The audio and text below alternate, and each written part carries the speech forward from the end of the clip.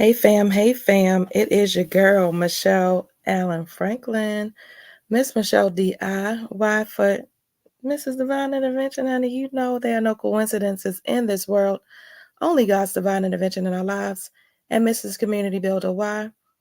Because you know your girl is always giving you the good information, honey, the things you need for your mind, your body, your spirit, and your emotions.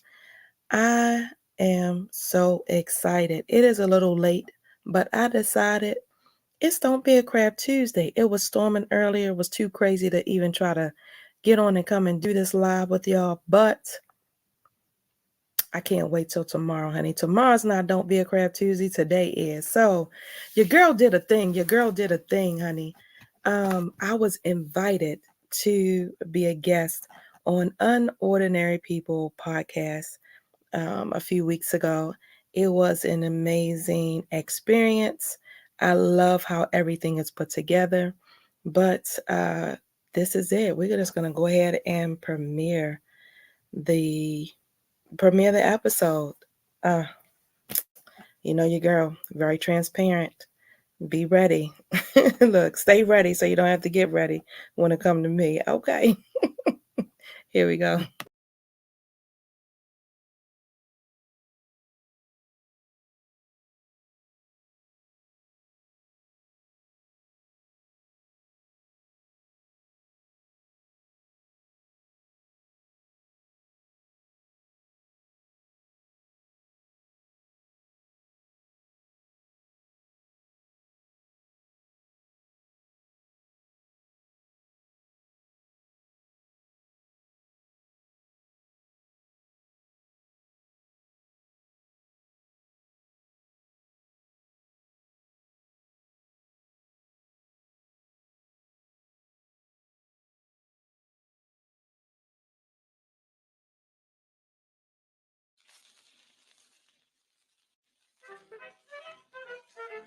Today's landscape is filled with mental health awareness, but most of this awareness amounts to sharing of ultimately shallow quotes or supposed quick fixes to what is a deep problem faced by many. Mental health is a long and complex journey, something that Michelle Franklin understands. In this episode, we talk deeply about her mental health, the events in her life that contributed to the darkness, and the journey out of it. But in any good story about a hero, she did not return from that journey in a selfish way. But instead, she has used her knowledge gained on this path to help others. I truly enjoyed meeting Michelle, and I hope you will too, as we go and meet Michelle Franklin. So today I'm recording with Michelle Franklin. We met at Antoine's EmpowerNet. Yes. She had one of her entrepreneurial meetings. And met her. She told me a little bit about what she does and stuff. Yes. And I thought she'd be good to have on. So if you want to introduce yourself and what you do. Thank you. I am Michelle Franklin. I call myself Michelle D.I. for divine intervention because I don't believe in coincidences, only God's divine intervention in our lives. And Mrs. Community Builder because I naturally give people good information. I give people what they need for their mind, their body, their spirit, and their emotions as it relates to depression, anxiety, panic attacks, and PTSD. Mm-hmm. And so being it is Mental Health Awareness Month, I do the 365, but because it's Mental Health Awareness Month, I'm happy to be on and to talk about, mental wellness, excuse me, and the importance to educate.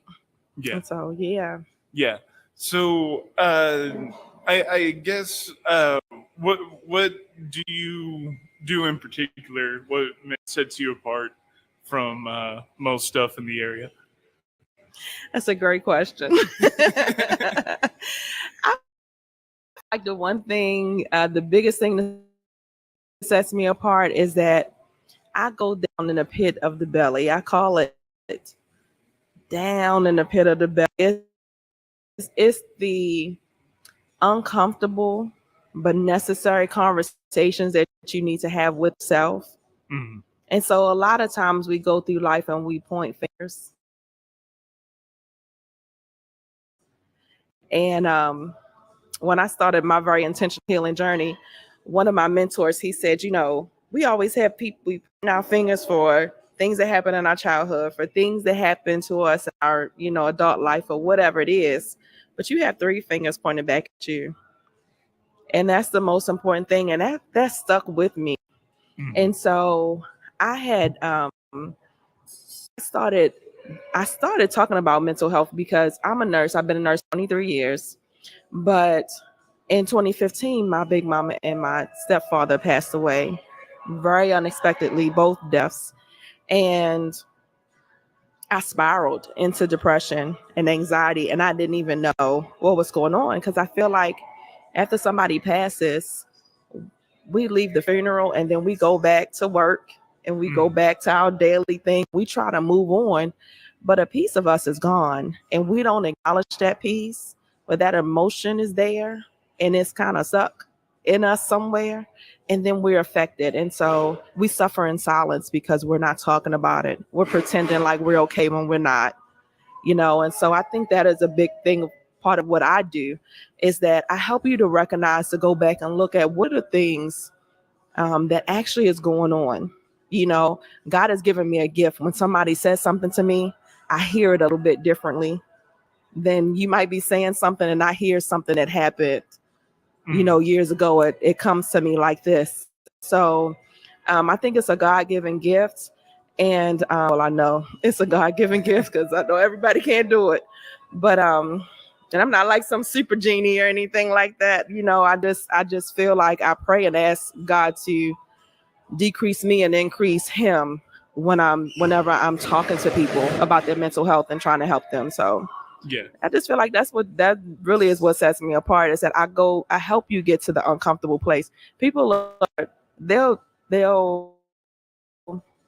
talk about it or they may something, but they don't go deep enough. It's real cute surface. How you doing? Oh, I'm fine. Yeah. I'm good. Smiling. Your heart is broken, right? You feeling some kind of way about something, but I feel like that's what we do. I call it going and being and doing. We're going to work, we're taking care of the kids, doing all these things, we being great for somebody, being great for everybody else, doing everything, but taking care of ourselves. And I feel like that's what gets you into trouble, because it's almost like that hamster on the wheel that's running, like it's gonna break, you know, Mhm. after a while, after you continue to do it for so long. So Yeah.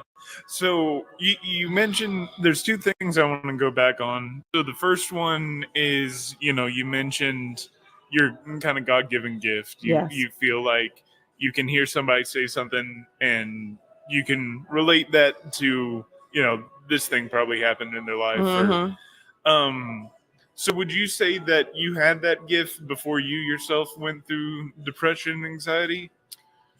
You know what? I've always been that child and that young lady, that woman that I will meet someone and they'll tell me their whole life story, or they'll be pouring their heart out to me, right? Yeah. And they're always like, I don't know why I'm telling you all of this. I just feel so comfortable with you. And I was always a comforter and always, that role. And so I do feel like I've always had it to a certain degree, but I don't know that I always tapped into it. Until I feel like I got very intentional about it. And I said, Lord, how do you want to use me? Yeah. And I think when I started asking him, it just got clearer and clearer that really I've already been doing this. I already hear things a little bit differently, but I hadn't used it intentionally. And so I'm very much intentional at this time, in helping people and just trying to get people to a better space. It's a lot of people suffering. The statistics say 1 out of 4 people in their lifetime are going to suffer. Adults are going to suffer with a mental illness. That's a lot of people. Yeah. It's a lot of people. So I guess another thing I'm curious about is I kind of want to go back. You talked about your mom and stepfather passing away unexpectedly, and then that sort of triggered anxiety and depression with you. Was that something you had dealt with before, and how did the healing process sort of look for you? Sure. Um, I'm from Baltimore, Maryland. My mom is there, and my dad has always been here. And so um, between the two, I will come here for the summer to Texas in the summer. And I didn't like, you know, the choosing back and forth. You know what I mean? I never liked the, going back and forth. So I feel like that did affect me. But again, I was one of those kids. I was an honor roll student and just, this kind of going around the eighth grade. I had a crush on a really cute boy. He was cute. And I got pregnant. I decided that he was a little bit older than me. And I decided that I had to do what the big kids do to try to keep this attention. Because one day I had a crush on him for years, like just a little crush on him for years. Every time I saw him, you know. And then I got 14, you get a little mature, and he was 16. And so he came down to the porch and he was talking to me that day. And I was like, I like that attention that he gave me that day. And I was like, I got to do what big kids do. So I called him that same night. I invited him down and I had sex with him that night. I got pregnant the first time that I had sex. And so I had an abortion. And when I went to get the abortion, the doctor, he made me feel like I had slept with everybody on the block. And it was very painful. And so he said, you had sex, didn't you? What's wrong with you? You know what I mean? Because I was trying to close my legs and keep your legs open and all the type stuff. And it was a very traumatic thing for me. And so I couldn't get it done. I had to be put to sleep. And I remember my mom coming initially when I couldn't get it done. And she said, I guess I'm just going to be a grandmother. And I was so full of shame because I knew better. Right. And I was so full of shame and guilt. And I said, if I have to keep this baby, I'm going to kill myself. I'm not keeping this baby. I'm not going to be the girl walking around with the belly. Like, that's not me. I'm an honor roll student. Like, I needed to go back to getting my A's and B's. Like, I was just like, I made a mistake. I'm not ready for that. Right. And I remember that was the first, bout with depression, is that I was so ashamed of what I had done and the decision. And looking back on it, who doesn't have a crush on somebody, who doesn't make those mistakes? But I think it was more so just the weight of it all. I was going into the eighth grade. I was a baby, and so I was just really embarrassed and ashamed. So that was my first time I saw it.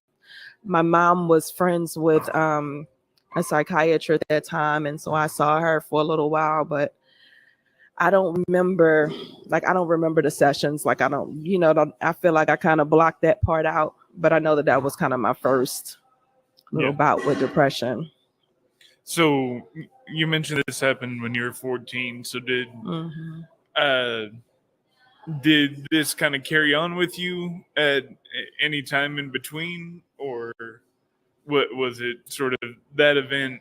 Probably had to struggle with it a lot anyway. Yeah. But I had nightmares. I had nightmares about it. All the way up, I still ended up being a teenage mom. I was pregnant by my senior year in high school. I moved down here to Texas, and at that point, met my ex-husband. Felt like I was in love, and ended up getting pregnant my senior year in high school. And after we tried, we got married and we tried. We were just young. He was 18. He was 19. That young love is so good. So good. It's so good until it's not. And so after the divorce is the next time that I really remember battling with depression. But at that point, I think because My dad had called me on my wedding day and he said, "Is there anything that I can say to make you change your mind?" And I was like, "No, Dad, I love him. I'm gonna marry him, you know." Mhm. And my dad was like, "Okay, fine," and hung up the phone, you know. And I feel like that kind of, you know, stuck with me. But I was, you know, just on that love and all of that, and trying to feel like I was doing what was right for me and my family, you know, at that period of time. And so 2 years later, my husband comes home and says he doesn't want to be married anymore. Mhm. And for me, I was like, you know, if you don't want to be with me, then I don't want to be with you. So I had told him, if you ever change your mind, you know, let me know and I'll leave. 2 years later, I wasn't expecting it, right? Yeah. But I did what I said I was going to do and I left. But I had to keep up this facade. I was so embarrassed again, right? Mhm. So ashamed again. I started drinking. I'm not a drinker, right? I'll drink socially, maybe a margarita or whatever. At that point, I remember I would sip a wine cooler, but I never drunk a whole wine cooler at that point in my life, right? Yeah. I was drinking. Like Beyonce, I was drinking. Yes, I was drinking. I always say I'll never forget somebody asked me, "What you want?" I said, "What you got?" I didn't care, right? Yeah. And so I feel like there's been points and periods of time where I've had these waves, you know, where something would happen, just traumatic things would happen and down the slope again. But I feel like that's life. Like, you know, I don't think that's outside of anyone. You know what I Yeah. mean? Things will happen and you just, but I feel like mine was always attached to some embarrassment or shame and guilt, you know, in the decision I made. So, Yeah. Yeah. Um. So let's talk about you know, you said with your mother and stepfather passing away, that that sort of started you into this journey. So how did you start to find healing, or where are you at with that yourself? that's a great question.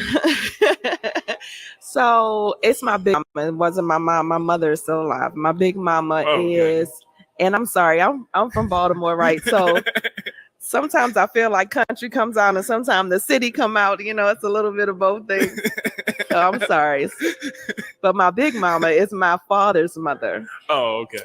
And my stepfather's, who my mom remarried in Okay. Baltimore, and you know, most of my childhood raised us. So I was like, Gotcha. Look at me. I don't know the you know? I know it's not you. It was me. It was me. I promise. It was me. It's okay.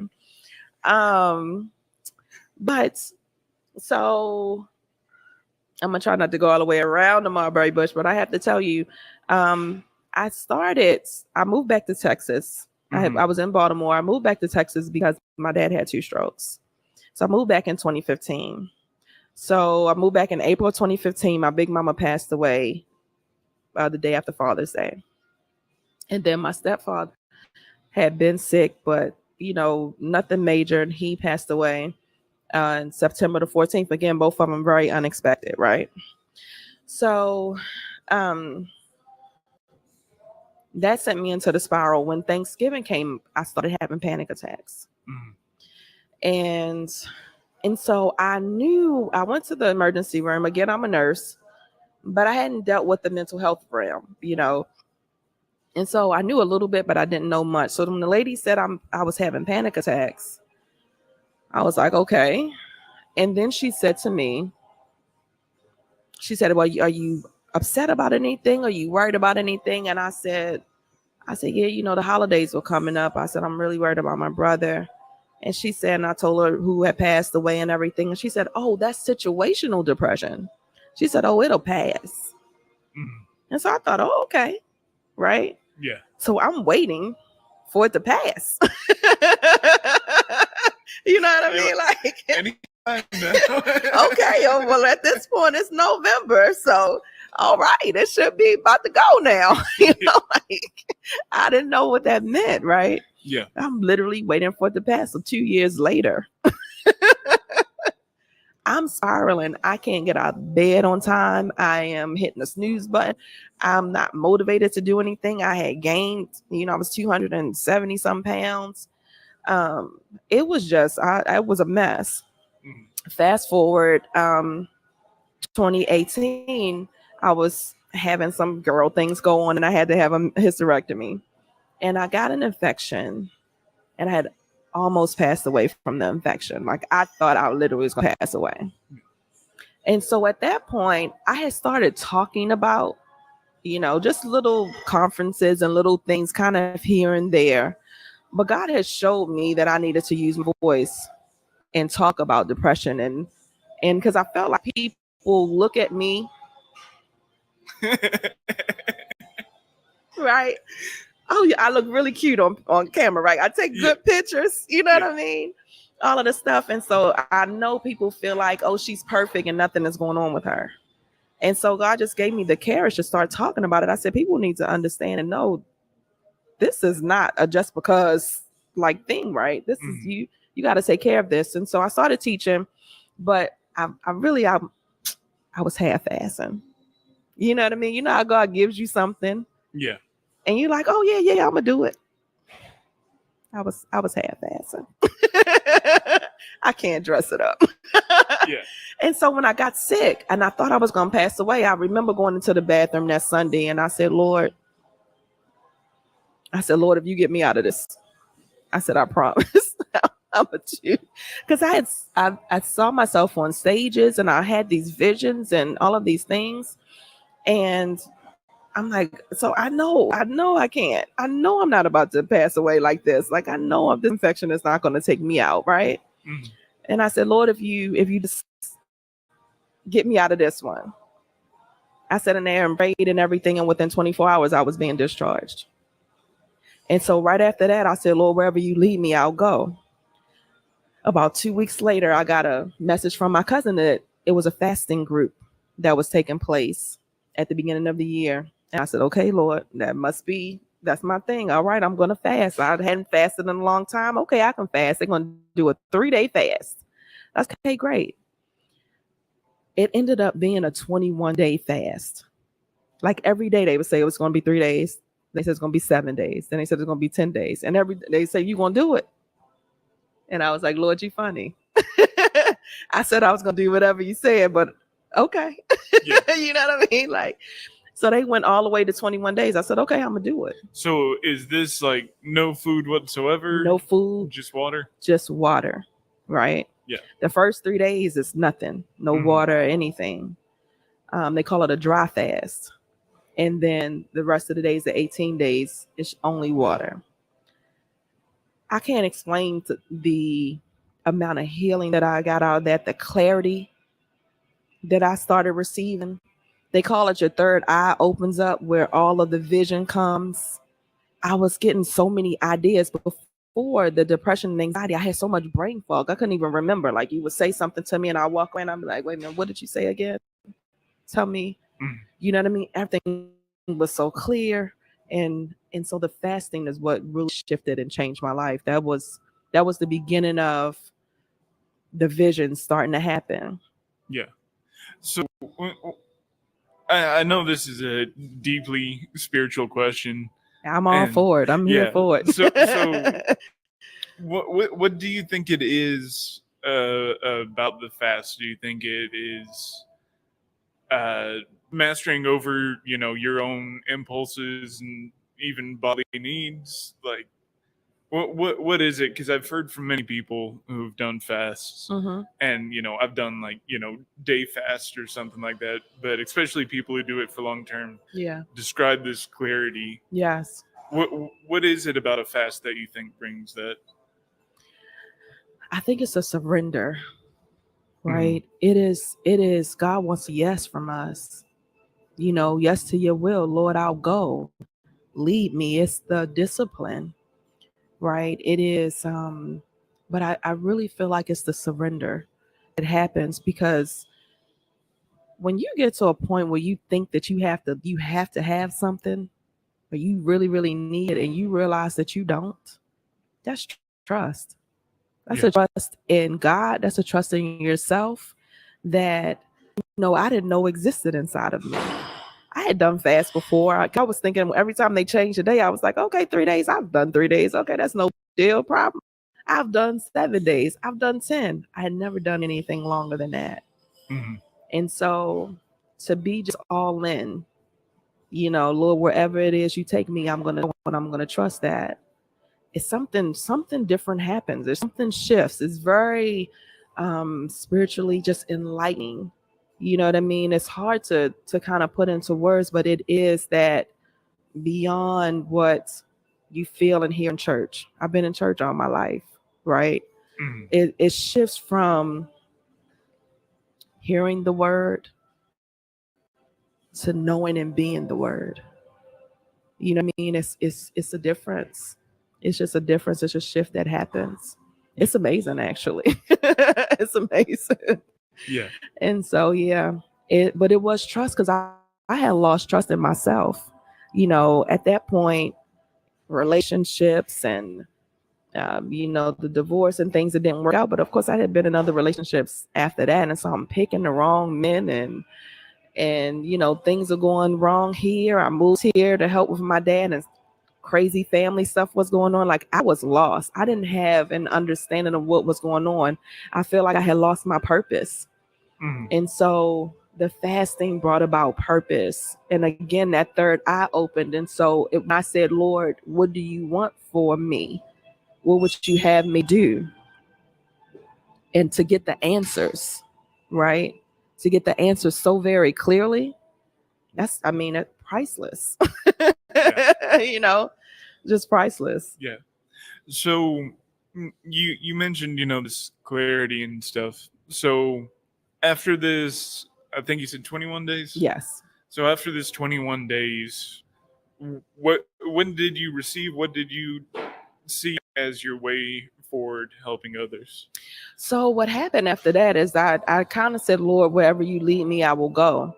I didn't realize how much the subconscious trauma that I had suppressed, like all that I described to you with the doctor that happened. I didn't remember that prior to fasting. Mm. I had blocked it out. So our body, it protects us, our mind protects us from things. But what I found was, as I took one step, I feel like God took two. And as I was ready to handle different things that had happened to me, I felt like he would bring me to something else. And so after fasting, it was a guy in the fasting group, and he talked about Louise Hay's mirror work. And so I said, okay, Lord, I guess that's what I'm supposed to do next. It was a group for mirror work. So I said, okay, mirror work was 28 days. I did the 28 days. The clarity, I got more clarity and healing from that, right? So what is mirror work? Mirror work is, it literally is looking inside and looking at yourself. Again, not pointing fingers, looking at your role, your life, things that have happened to you, and taking accountability for that, right? Okay. So I wasn't able to say before, I didn't remember before that I made the phone call to the young man.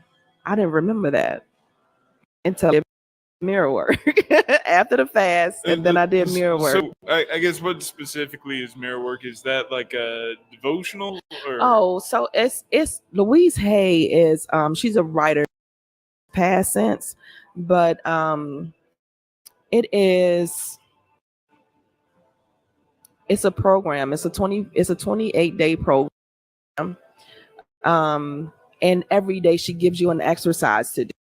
Mm. And so it literally is going into the mirror and facing yourself. And she gives you different things to do every day, and it goes a little bit deeper and a little bit deeper every day. But she gives you different tools and different things to do every day. And it's just a healing modality. It's a self-mastery kind of healing modality that you can do on your own. It helps, I feel like, to do it in a group. Yeah. A group of people. This was probably 20, 25 people, because you're talking and everybody's having different experiences and people are healing from things. And this is what happened to me today. And this is what I realized today. One of the things, I'll give you this example. The very first day, he said, I want you guys to go today, look in the mirror and look yourself in the eyes. I want you to have a conversation with yourself. I was like, first off, that sounds crazy. But again, I have surrendered, so I'm here for it all. Okay, Lord, this is what we're doing. This is what we're doing. Okay. So he said, go to the mirror. He said, I want you to look yourself in the eyes. And I want you to say, I'm learning to like you. I'm learning to love you again. Because somewhere in life, when you allow certain things to happen, it's like you don't love yourself. And you don't realize and process it like self-love. But if you've been in a relationship where you've allowed somebody to abuse you or to, and not even abuse you physically, but mentally, spiritually, all of that. And you, like I had been in a 4-year relationship where I just allowed all of this stuff to happen. There's a lack of self-love somewhere. I don't love myself enough, apparently, because I've stayed in this situation. When did that happen? When did that become okay? You know what I mean? And so it is looking at yourself. I'm learning to like you. He said, when you go to the mirror, he said, make sure that you look yourself in the eyes. I thought that was so strange. I was like, wow, why would he say that? But when I went to the mirror that night, I realized I hadn't looked myself in the eyes, and I didn't even know how long it had been since I was able to do that. And since I've been doing healing groups, people don't look themselves in the eyes. We go to the mirror, we do this, we look at our hair, we brush our teeth, right? But you're not taking the time, because you will see your iris, you'll see, you know what I mean? Your people, like all of the things, right? We're not taking the time to do that. There's some shame there that you can't even look yourself in the face. I wonder too, because like humans, like we can look at somebody across the room and know exactly where they're looking. Yes. I wonder if it's something with that. Like we don't want the attention on ourselves. Yes. So we don't do that. That's another thing I've heard a lot from people who have gone through traumatic events, and they just don't look at themselves in the mirror. It's like shame and guilt. You'll think, sometimes you'll hear things and you'll think like, that's an outrageous number. Like 20 something years, Sure. But like it seems to be a very common thing. It definitely is very common. Yeah. And I would have never known. Like if you would have, and that is my thing, and why I say the subconscious mind plays a role in that, because again, that's an underlining in the belly, shame and guilt somewhere something happened where you can't even look yourself in the eyes. Yeah. Right. You can't face yourself. And so very subconscious how it shows up like that. And it's so interesting. So I started mirror work. I did different healing. I got very intentional. I did different healing programs. I ended up going to an abortion healing weekend. It was a weekend that dealt with women that had abortions. It was amazing. I got a lot of healing from that. I ended up starting programs of my own. I did Jenny Allen Stuck. It's a Bible, women's Bible study program. And so in the Stuck program, they ask you to name 3 things that you're stuck in. I wasn't going to the program because I felt like I was stuck in anything. I was going to the program because I was just going to support somebody else. The young girl that I was very proud of, and she was over the program. And I'm like, I'm going to support this baby. It's going to be great. And I get there and they ask the 3 questions. So of course I participate. And I said, well, at that point I was overweight. And so I set my weight, and they said, well, how long have you been dealing with that? I was like, well, how long have I been fat? A long time. I don't know. Think about it. You know what I mean? So they're trying to work you through it, right? Think about it. When did that start? How long have you always been? No, of course I haven't always been. So what's the problem? Don't worry about it. It's a Bible course type of thing. So they said, pray about it. God will give it to you to come. That night, I started seeing visions of me moving around, flailing, fighting. I was sexually assaulted in my 20s, in my early 20s. And Again, I didn't deal with it, right? Like most things, these things that happen to us, things that have happened in your childhood, like we don't talk about it, we don't deal with it, we just continue, we go on, we're grieving, we don't deal with it, right? And so I saw myself and I saw the arms flailing and everything, and I realized, oh my goodness, I put the weight on because I remember trying to fight. I was 124 pounds, Mhm. right? He tossed me around like I was trying to like stance, like have a stance, and it was Mhm. just like he would just pick me up and just and like I was a toothpick because I was 124 pounds. But in my subconscious mind it was, oh, nobody is gonna ever have to be able to pick me up like that again, Yeah. and move me around that room like he did. And so very subconscious things that happen. And when I realized that, I started looking at it a little bit different. I said, oh, this is way deeper. You're not overweight. People are not overweight because you ate too many donuts or french fries and all of the things, right? Mhm. It's something else going on. And so that's what my program addresses. I started speaking and teaching about it. And then I realized in 2021, I was supposed to do more. I was like on this success. I was invited to speak on this stage with a bunch of great people. And that guy really challenged us, Trevor Otts. He like, what else are you supposed to be doing? What else is your purpose? Like, this is not just it. What else do you have? What else do you have to offer? You know? And so I got to praying about it at that point. And I'm praying about it. And I'm like, okay, what else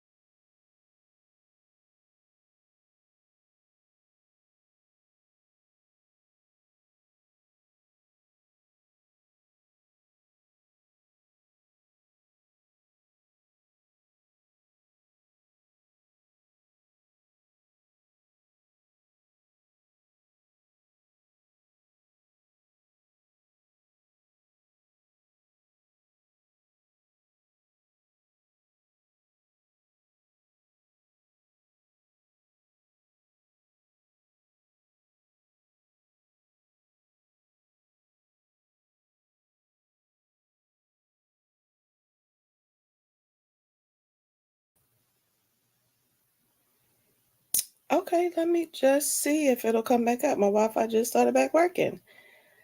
Let me see. Okay, let me just see if it'll come back up. My Wi-Fi just started back working. And my phone is Let not me loud. see. Okay, wait a minute. Let me go back and share my screen.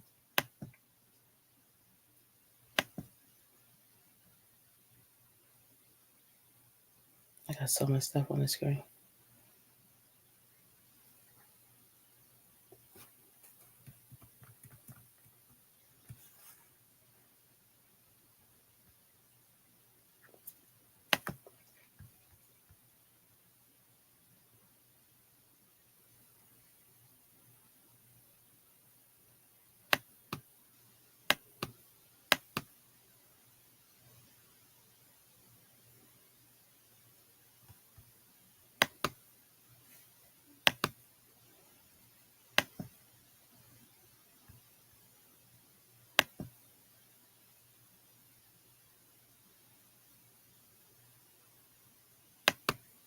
Mm.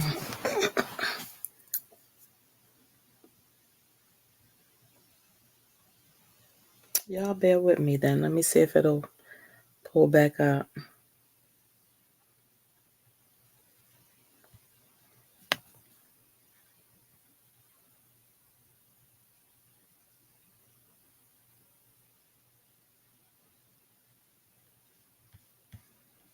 I'm trying to figure out why the whole thing just disappeared.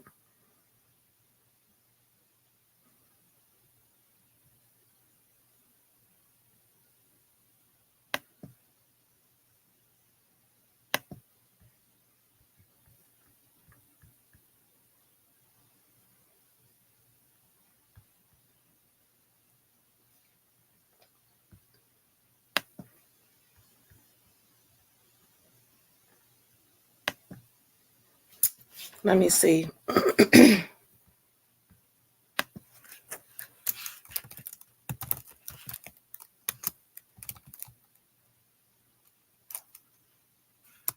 Unordinary people.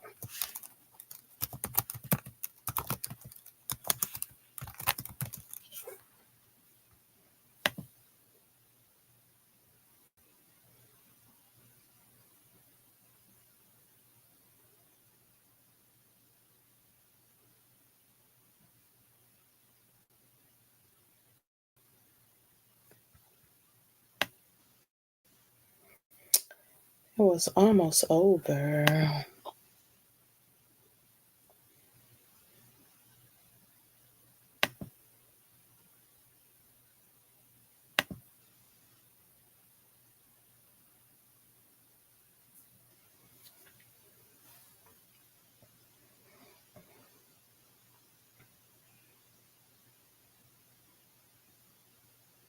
Thing you can do, especially if you're in. It's fine. I took myself up on this. Come on, get on the list. I got space for you. A lot of mental health stuff reverts back to self-care. I call us like the helper bees of the world. What my experience has been in this since I've been doing this, it seems like the people that are in service to others are the people that are suffering the most, right? I don't care what it is, like nursing, firefighters, aides, paramedics. Like it doesn't even have to be a medical thing. It could be, just as simple as people like this that are in service, right? Like any service, it doesn't matter. But somebody that is in service, that's giving to somebody else, that's pouring into somebody else, pastors, right, are suffering the most, suffer most. And we're giving to everybody else and not giving to ourselves. And so that is one of the biggest things is self-care. That's one of the number one things that you can do is just start taking care of yourself. I didn't even have myself on the list. I would give you, I would have myself on the list. And if you came and said, I need something from you, it's fine. I took myself off the list. Come on, get on the list. I got space for you. Yeah, take my space. Right? Yeah. Easy. You know what I mean? In a heartbeat, without blinking an eye. And it's okay to be that way still, but you got to keep yourself on the list. Ayala Van Zant is a speaker. She works with Oprah, and I was watching one of her messages one day, and she said, "We are trying to pour from an empty cup." Of course, I'm paraphrasing, but it is, what you're supposed to do is fill your cup, right, with the self care, with good eating, sleeping, with exercising, right? You fill your cup with your vacation, with your family time, you know, fill your cup, and then you pour out. What the overflow is for everyone else, but your cup is supposed to stay full. My cup was dry. And I'm throwing dirt and dust at you, like still trying to give. I'm empty. And I'm still trying to give, right? And that's how most people are. And that's why you end up losing it. I feel like you feel like somebody was just chill, and then it's what happened. They're fine. Yeah. You lose it because you are empty and you're trying to pour and give. And so I say, fill your cup, honey. Fill your cup is the most important thing you can do, especially if you're in service. You can't help anyone else until you help yourself. That's been the most important lesson that I've learned in all of this. And so very intentionally, fill my cup. Okay, even if you can't go get your nails done, you can't get a massage, you can't do things like that. You can do things around the house. You can exercise. You can put a YouTube video on and dance, right? Yeah. I go to the park and I ground. Grounding is putting your feet to the earth. Scientifically proven things. It's things like that I teach about, but scientifically proven. You put your feet to the earth and the ions from the earth go in, and it's almost like it resets you. Mm-hmm. The sun, the earth, all of those things. It's a beautiful thing, and you just feel better. It's amazing. So take that time for yourself. It's important. And the other thing is that it's not optional, right? We make it optional. It's not optional. Yeah. Men and women, it's not optional. And I think a lot of people will look on that as sort of selfish, but it's also taking care of yourself so that you can help others. Exactly. It's not about it all being you. Exactly. And I do think it's a common thing amongst people who go through trauma that I've seen is they don't feel worthy in themselves. Yes. I've dealt with this too. Where I felt like, and I still do from time to time. I feel like I gotta be accomplishing all this. Yes. So that I can gain acceptance. Yes. Right? Yeah, you're trying to prove yourself again. Prove it. And it still feels good to help other people and stuff. But if you're running on nothing, then you can't help. No. No. You're gonna pass out. You're gonna be in the hospital. Yeah. You know what I mean? And we need you, right? Yeah. We need you to be 100 so that you can walk in purpose. And that is the whole thing as well, is for me to help you to fill your cup so that you can fulfill your purpose, because we need you in purpose. You're in service. God is giving you a gift. We need that gift, right? Mm-hmm. But not at your detriment. Yeah. You know what I mean? We need you healthy, whole, and full. And it is, when you fill your cup, you feel better doing the things for other people. You can do it with a whole heart. And imagine if you stay running on E, imagine what you'll feel like when your tank is full. Yeah. You know what I mean? Like if you've been just going and being and doing on E for so long, oh my goodness, how are you going to feel when you take a vacation and fill your cup? When you go to a concert, when you just take a minute out and do something that you enjoy, and then come back and do something, it's so much more fulfilling, right? And again, because I did what I had to do with the fasting and I took care of myself, then more ideas came and it opened up, because I was living this tunnel vision life where I thought, I'm only supposed to do, right? God might have other gifts and things for you to do, but he can't even give them to you because he can't trust you with them. Yeah. You can only carry this much. He might have some other things for you to do, right? But you can't even receive that because you empty. You empty, baby. Yeah. So yeah. So one more time, because I don't think you said it. What's the name of your podcast? It's Reflections Choosing Me Guilt Free. Thank you. It is Reflections Choosing Me Guilt Free. And that's the reason, just like you said, because I felt guilty. Whenever I would do something for myself, I would feel guilty. And when I went back and thought about it, and that's why the goal is to be intentional about looking. Why are you doing these things? What are you doing actually? How long have you been doing that? Right. Yeah. And I realized I took everybody shopping.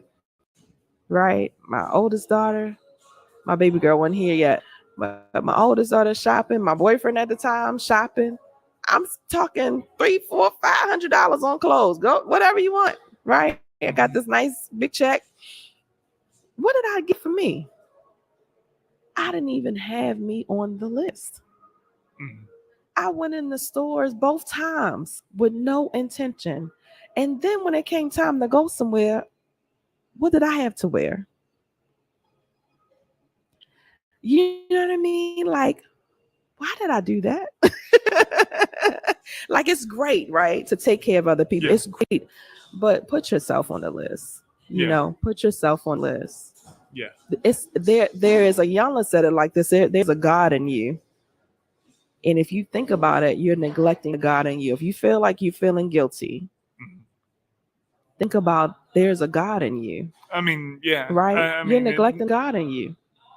I'm not good with verses, but I know somewhere it says, yeah, you know, that, you know, we're the temple. Yes. You know, God is in us. Yes, that's Holy right. Spirit, you know. Yes. And, you know, yes. How are you going to treat that? Exactly. You know? And that's exactly, it's a shift of mindset. How are you treating the God in you? Like, if you feel like you're not enough, everybody, look, I loves me some Jesus and I loves me some God, right? Loves me some Holy Spirit. I'm going to take care of them, right? Yeah. So if that's what you have to do in order to get there, until you can get there on a regular basis, do that, right? Yeah. But you have to shift your mind about it because, again, it's not optional. Yeah. Well, I think that's a great place to end it. Thank you so much for sitting down with me and talking. It's been great. Thank you. Thank you. I thank you so much for having me. I appreciate it. It's always good to be seen. I know, you know, again, we go deep in the belly, so we talk about some uncomfortable things. But again, these are the necessary conversations that you need to have with yourself in order to heal, you know, what things have happened to you and that whole thing. And so if anybody needs to reach out, please reach out to me. If I can help you in any way, I definitely will. And again, I'll link everything down in the description, the podcast and video. Nice.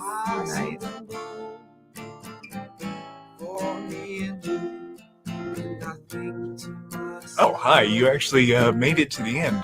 Not many people do that. I guess you enjoyed it. If you enjoyed it, go ahead and like and subscribe. Share it with people if you want to. And just tune in next time because I'm always interviewing different people. Thanks a lot. Have a good one.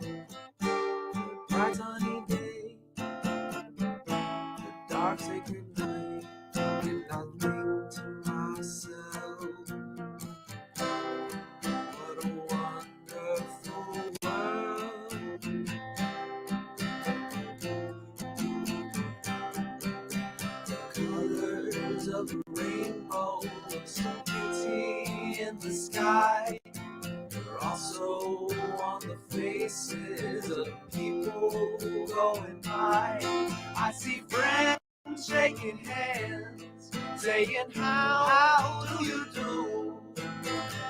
They're really saying, I love you. I hate these eyes. I watch them grow.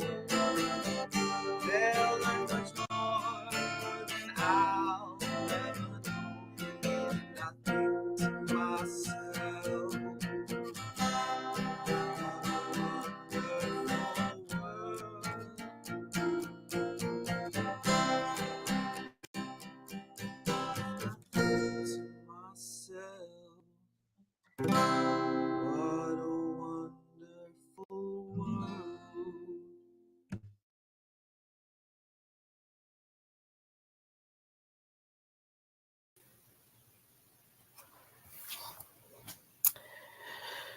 Well, thank you. It was a little choppy.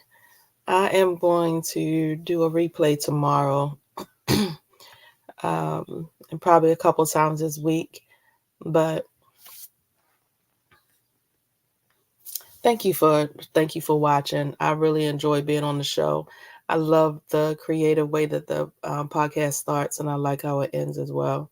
And so I did get a couple tips. I did get a couple tips. So, but I want to say, just in this, at the end of Don't Be a Crab Tuesday, I met this beautiful spirit in a networking group, right? And I think what happens is we get so comfortable in the mental health realm. The part of it is, you know, dimming our light, getting complacent, um, again, the loss of interest. And so you're not out socializing. And one of the biggest things that you can do is you can just start looking at different networking groups, so different networking events that are happening on Facebook. And you never know what's going to happen. I literally was at a networking event, stood up and just talked about what I did, and was invited into this podcast. And so, and I've, I've also um, met amazing people through networking. And so, just something that you can do to get outside of yourself if you're having any feelings, loss of interest, and you're wanting to start doing things again. Try networking. You never know. Even if you don't have a business or anything, it's just a great way to meet amazing people that are generally on a higher frequency, that, you may not be feeling your best, but it will motivate you to be around people that are doing positive things. I'll say that was like the last thing that I'll say this for the last thing that I noticed when I was really at my lowest, and I really didn't have a vision for doing anything else. People are like, Michelle, you're a nurse, whatever. But, I've been a nurse for so long, and I wasn't doing what I knew that I could do in nursing, or what I have done in the past. I wasn't in leadership. It wasn't as fulfilling as what um, I feel like it should have been at this period and point in my life. And so it was, and of course that comes in waves, right? Not throughout, but it just comes in waves. Where there are periods of times in your life where you feel like you're not doing something that is as fulfilling. And so this is a way, when you surround yourself with people doing, stepping outside the box, stepping outside their comfort zone, you're like, oh, wait a minute, what you do again? They did that? Oh, I could do something like that. Or, it gives you an idea of ways to just get outside of your comfort zone. So I just encourage you to try it. Again, I don't believe in coincidences, only God's divine intervention in our lives. And so if you're here through all of the choppiness, through everything, and you are listening to this podcast, if you have watched this video, then, be it today when it's being taped, being tomorrow, or 2 or 3, 4, 5 years from now, if you come across this, there are 8 billion people in the world. Not all of the 8 billion are going to see this podcast, but if you saw it, sweetie, then that means that this message is for you, or for somebody that you love, or for the both of you. Just saying. It is your girl, Michelle Allen Franklin, Mrs. Michelle D.I. This has definitely been a divine intervention, and Mrs. Community Builder, because your girl is giving you the good information, honey. That was a great interview. I must say so myself. All right, fam. We'll be on a replay tomorrow. Y'all have a good one. I aspire to inspire until I expire. That's what I'm doing, boo. What you doing? All right.